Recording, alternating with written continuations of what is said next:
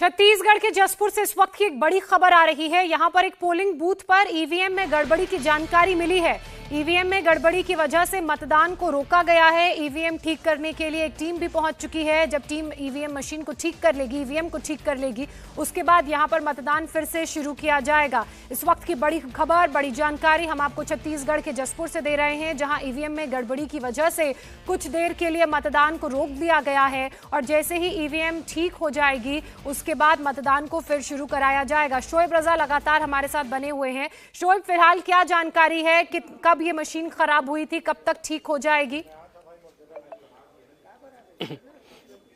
देखिए, सुबह चूंकि 8 बजे ही मतदान की शुरुआत हुई थी, उसके बाद से ही जैसे लोगों के आने का सिलसिला बूथ पर शुरू हुआ, तब ये मशीन की खराबी की खबर सामने आई। और ये बूथ था विधानसभा, जो जसपुर विधानसभा है उसके कोना बूथ का ये मामला था, जिसको बाद में सुधार किया गया और अब वहां पर वोटिंग हो रही है। अभी की अगर बात की जाए, छत्तीसगढ़ में हम कई जगहों पर चूंकि अलग अलग इलाकों में जा रहे हैं, खासतौर पर जिन 70 विधानसभा सीटों पर इस वक्त मतदान हो रहा है, तो अब लोगों की भीड़ बढ़ने लगी है। सुबह के वक्त हालांकि उतना उत्साह दिखाई नहीं दे रहा था शुरुआत में, लेकिन अभी की तस्वीर अगर दिखाऊं आपको, ये उरला गांव है और यहाँ पर लोगों की भीड़ देखे किस तरह से लाइन लंबी जो कतारें हैं आपको दूसरे जो बूथ है उन पर भी नजर आएगी। पूरे स्कूल में इसी तरह के जो कतारें हैं वो लगी हुई है और जो लोग हैं वो अपनी बातों को भी यहाँ पर रखने की कोशिश कर रहे हैं वोटिंग के जरिए कि क्या इनके मुद्दे हैं। कुछ लोगों से भी बात करते हैं। आप तो बिल्कुल वोट चूंकि आप करीब पहुंच चुके हैं, वोट भी डालना है आपको, क्या जहन में है, किन मुद्दों के सहारे आप आगे बढ़ रहे हैं कि इन मुद्दों पर आपको इस बार नई सरकार बनानी है? ये बार चेंज करबो, बदलबो सरकार ला और लबरा तो लाबिच नहीं करना हमन। झूठी सरकार? हाँ, झूठी सरकार, जो लबरा सरकार है, जो 5 साल खाली सपना दिखाए और भौरा बांटी गिल्ली सोटा मरवाते रह गए, उसको तो लाना ही नहीं है।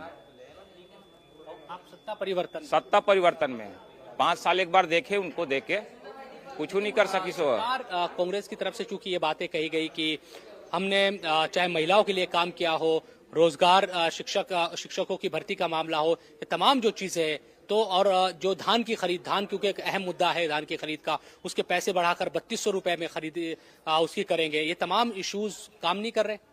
ये सब लुभावना विज्ञापन है उकर तो सब लालच बस दिखावा तो कुछ नहीं करते।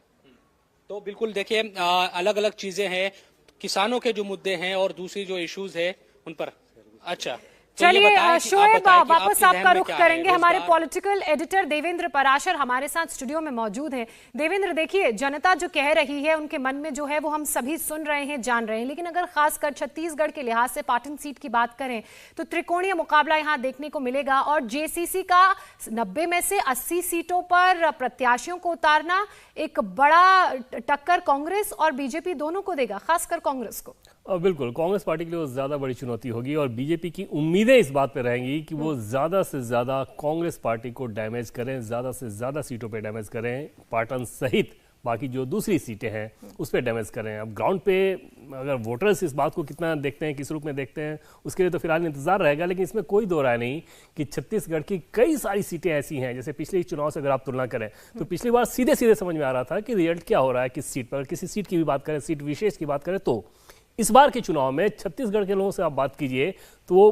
पहले जो मोमेंटम बता रहे थे 6 महीने पहले का, अब चुनाव नजदीक आने के बाद जब बातचीत कीजिए तो वो उस रूप में नहीं बताते। अगर आप समर्थक हैं तो निश्चित तौर पर कांग्रेस के समर्थक हैं तो कांग्रेस की बात करेंगे, बीजेपी के समर्थक हैं तो बीजेपी की बात करेंगे, लेकिन जो न्यूट्रल वोटर है, निष्पक्ष वोटर है, या जो पॉलिटिकल एनालिस्ट है छत्तीसगढ़ के, उनसे अगर आप बातचीत कीजिए तो उस क्लैरिटी के साथ वो नहीं बोल रहे हैं जो कि 6 महीने पहले बोल रहे थे। इसका मतलब यह है कि मुकाबला नजदीकी रहेगा और समझा जा सकता है कि कई सारी सीटों पे अगर ट्रायंगुलर फाइट है तो वो नजदीकी मुकाबले को और कितना दिलचस्प बना सकता है।